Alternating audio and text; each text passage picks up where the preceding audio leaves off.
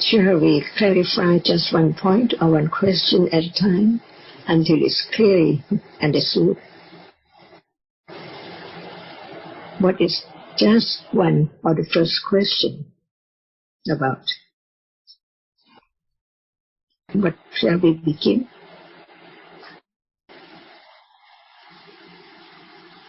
Maybe it's the question. Why does an arahat help another person if he sees it's not a person?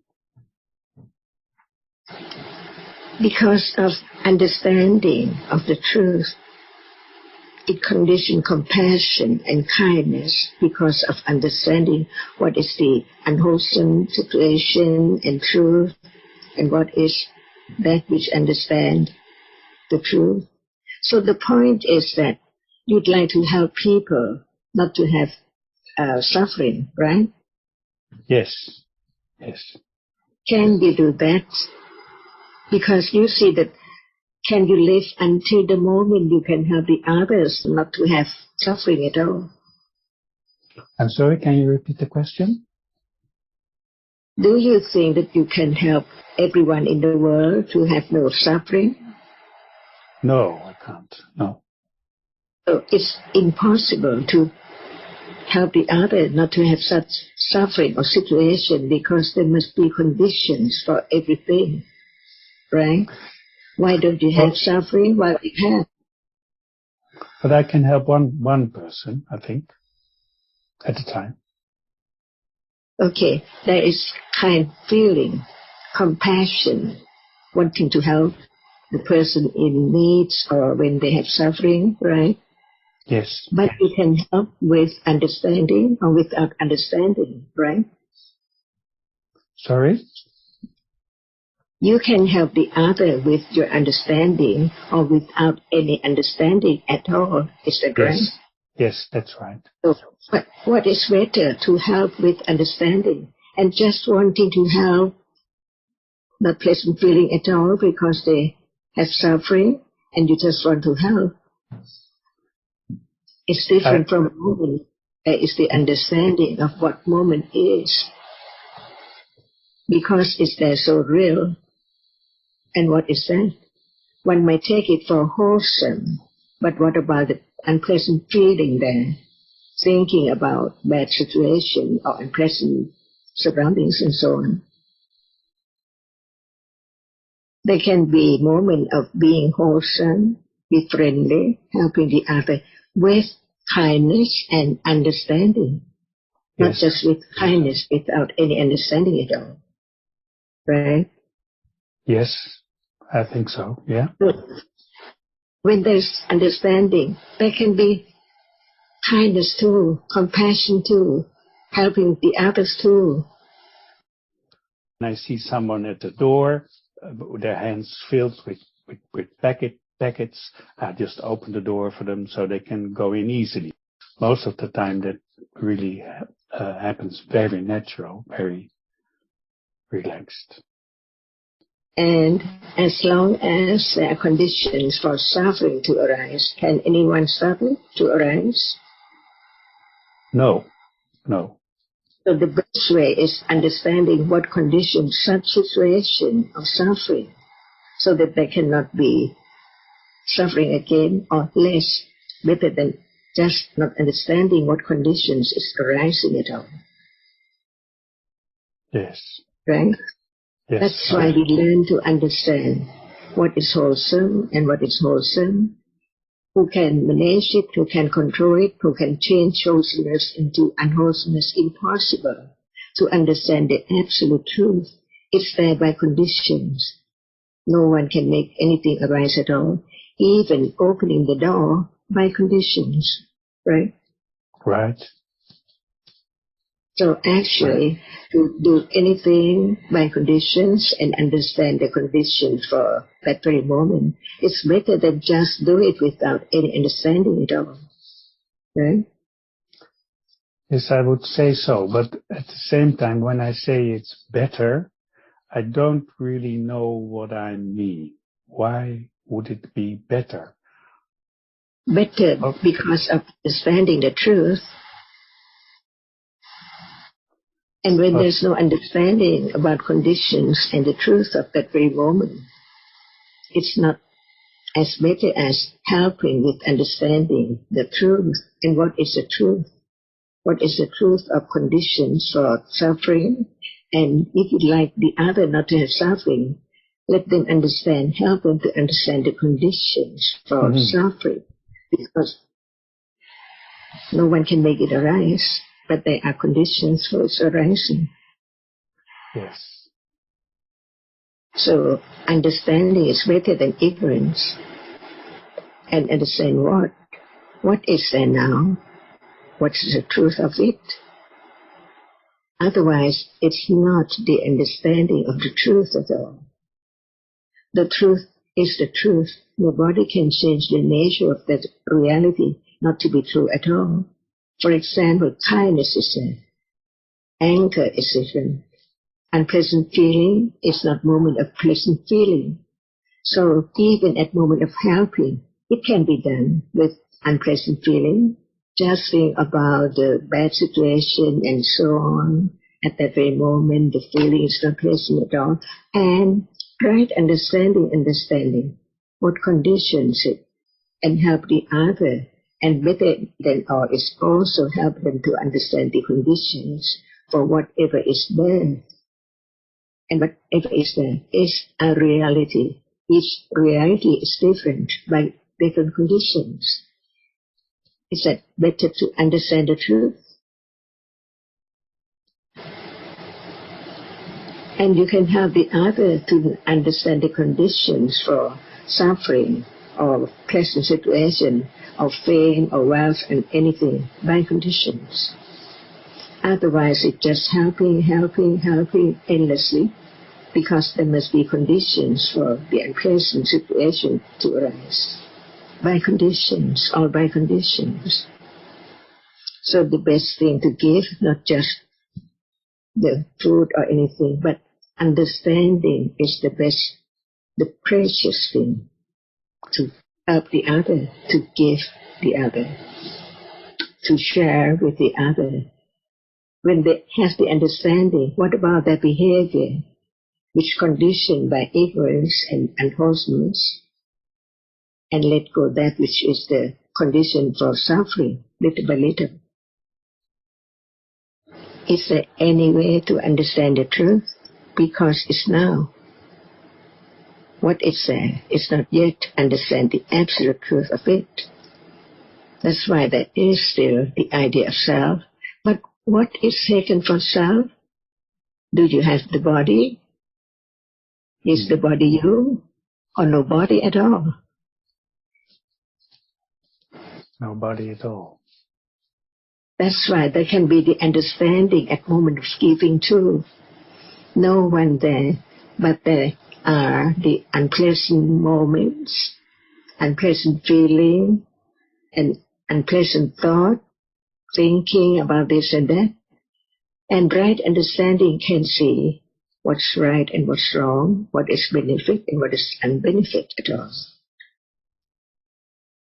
Help them to have their own conditions for no matter it is suffering or pleasant moments, by conditions.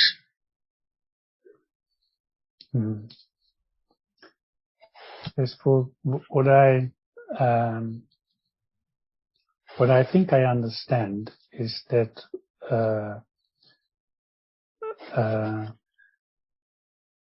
when there's more understanding in the world and within me,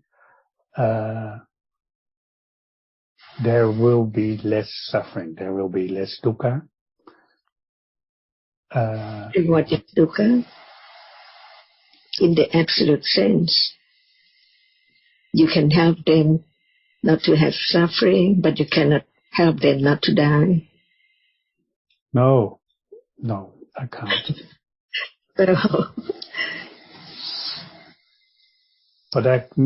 maybe I can help them die more, die them with more understanding. Maybe I can help them do that. People take it more serious than just having no food or in need. right? Sorry? Can you People repeat? think that death is worse than just it to be in need or wanting something to live and so on, right? Yes. So there can be the understanding of that to have less and less ignorance and conditions for the bad situation. Who knows when will it come? It can be you at any time or me at any time by conditions. Mm-hmm. But the best thing in life is to understand the conditions for whatever arises. We use the word karma when it's wholesome, it conditions the wholesome result, pleasant result. And when it's akusala, unwholesome deeds, how can it condition such pleasant moments? Impossible. The karma, the cause is not pleasant at all. So how can it condition pleasant moment? The truth is that actually what is taken for thing or people, in truth, just the arising of a conditioned reality to be different. When they are a whole, we take it for something, like a flower, a shoe, or a person. But in truth, is there anyone or anything permanent at all? Even right now, what appears is so permanent, but in truth, each one arising and falling away by conditions, non-stop, from moment to moment, as long as there are conditions for whatever arise, nobody can change, no one can do, because condition only can condition such moments. So when one understands the conditions for being in need, one has compassion for the deeds, past deeds, unwholesome deeds. So we can help them as much, but the best thing is to help them to understand the truth, so that they can have their own conditions for whatever will be from life to life. Yes, I think if we say the best thing is to understand, there seems to be a problem in that sentence, that it's about the best. Why would it be the best? So now, consider what is the best reality in life. Yes. What is the best reality in life? What is the best reality in life? Right understanding or no understanding at all? What is better? Some people think that it's no need to understand what is there in life, just live pleasantly. That's the goal. But what about ignorance? No understanding at all. Take whatever is there as life, so there's craving for life and doing something unwholesome to gain something for life. And then what's the result? Unpleasant situation, no understanding of the conditions for that very moment at all. If there is the understanding, it can condition less unwholesomeness and less unwholesome words and deeds, which are conditioned for whatever will be by that condition. But if I want to answer the question, is wholesomeness better than unwholesomeness, I can only do that from a conventional viewpoint. And if I want to leave the conventional viewpoint, there's wholesomeness is not better or worse than unwholesomeness. It's just wholesomeness is just wholesomeness, and unwholesomeness is just unwholesomeness. It's just what it is. That's why there must be clear understanding of just one word at a time. What is Dhamma? Or if you don't use the word Dhamma, you can use any word for anything. What is seeing? What is hearing? And so on. But what is it? Is it there? But what is it? I see, I hear, I think, or it's seeing itself. What is the truth? Who conditions seeing to arise is not I, because it's there already. Hearing is there already. Why take it for I when it arises to hear and just to see? So is it right or wrong to take that which is conditioned to arise to be me or mine? How can it be? Because before it arises, there's no seeing, there's no hearing, but as soon as it has a reason, no understanding conditions for its arising. Just take it when there's no one around. It's I who see. Now it's I who hear. In truth, seeing is seeing itself. Can it be anyone or anything? No. Like think, it cannot be hearing. It cannot be thinking. It's conditioned just to arise to see and then gone, never to arise again. So where's I? Where's me? Where's people? And where's thing? The succession of the arising and falling away so rapidly that it forms up the shape and form and the idea of something. Make it known as something, make it known as I see, I think. But in truth, if it does not arise, seeing does not arise, can there be I see? No. So, seeing cannot be I at all.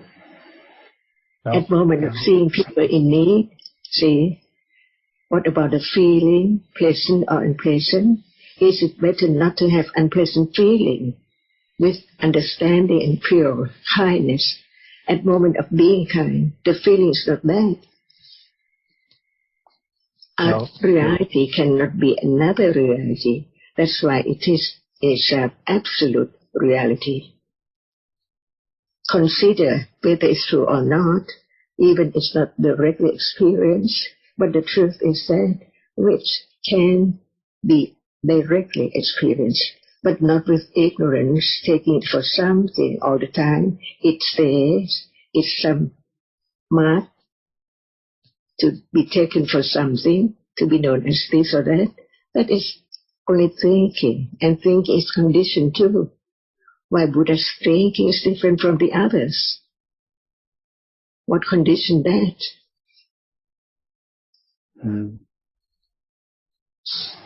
So in truth, there has to be the understanding and confidence of that which is there no matter what, cannot be taken for anything permanent, cannot be taken as I, or cannot be taken as thing, as you, a cat, a dog, a flower.